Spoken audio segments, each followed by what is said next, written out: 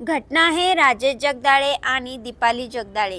राजेश जगदाळे वय अवघं 36, उचापुरा, थोडा सावळा पण हसरा चेहरा, गावात सर्वांचा आवडणारा, लहानपणापासूनच शेतावरच्या कष्टात वाढलेला, शिक्षण जेमतेम 12वी पर्यंत झालं पण कामात कुशल, आईवडिलांसोबत तूर हरभरा ज्वारीची शेती करायचा। शेतातल्या कामात त्यांचा हात कोणी धरू शकत नव्हतं।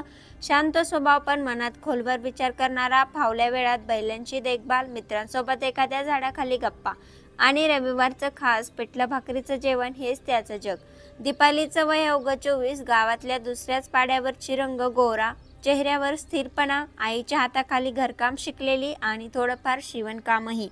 राजेशशी लग्न झालं आणि ती वैतागवाडी सासरी आली। पहिल्या दिवसापासून घरातल्या प्रत्येकांशी गुंजळून घेतला। सासू सासऱ्यांसाठी ती मुलगी झाली तर राजेशसाठी ती सखी। सकाळी लवकर उठणं, अंगण झाडणं, दूध तापवणं आणि शेवटी 1 कप गुळाचा चहा हा तिचा नेहमीचा दिनक्रम। राजेशच्या आईवडिलांना खूप अपेक्षा होत्या जोडप्यांकडून। दोघेही मेहनती, साधी आणि एकमेकांवर जीव ओवाळून टाकणारे। गावात त्यांच्या प्रेमाची उदाहरणं दिली जायची। कधी दोघे सकाळी एकत्र बाजारात जात तर कधी संध्याकाळी गावदेवताच्या मंदिरात। त्यांचं नातं कितीही जुनं झालं असतं तरी त्यांचं रोजचं नवीन पण होतं। लग्नाला 11 महिने झाले होते। त्यांच्या संसारात आता नवीन पाहुण्याची चाहूल लागली होती। दीपाली गर्भवती होती। पोटावर हात ठेवून ती दररोज भविष्याची स्वप्न रंगवत असे।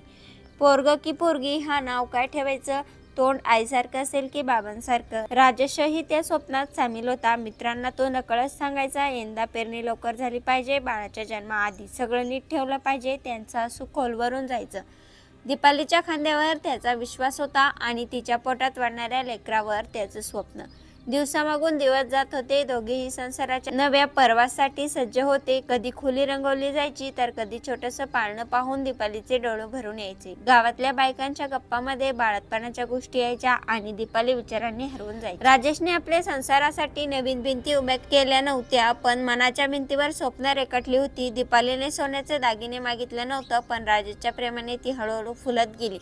गावात जरी त्यांचं घर लहान असलं तरी त्यांच्या प्रेमाचं छप्पर मोठं होतं पण नियतीला हे सगळं पाहवत नव्हतं। बहुतेक एक दुपारी जेव्हा गावातले काही जण 16व्याच्या कार्यक्रमात सहभागी झाले होते तेव्हा राजेश आणि दीपालीचं घर मात्र समसूम होतं। आई वडील शेतात, संपूर्ण घर शांती, पण त्या शांततेखाली काहीतरी अस्वस्थ घुंगत होतं। जेव्हा ते घर उघडलं गेलं तेव्हा स्वप्नाचं ते घर कोसळलेलं होतं। दीपाली बेडवर शांत पडलेली, चेहऱ्यावर अजूनही जणू काही बाळाची वाट पाहणारी तीव्र ओढ।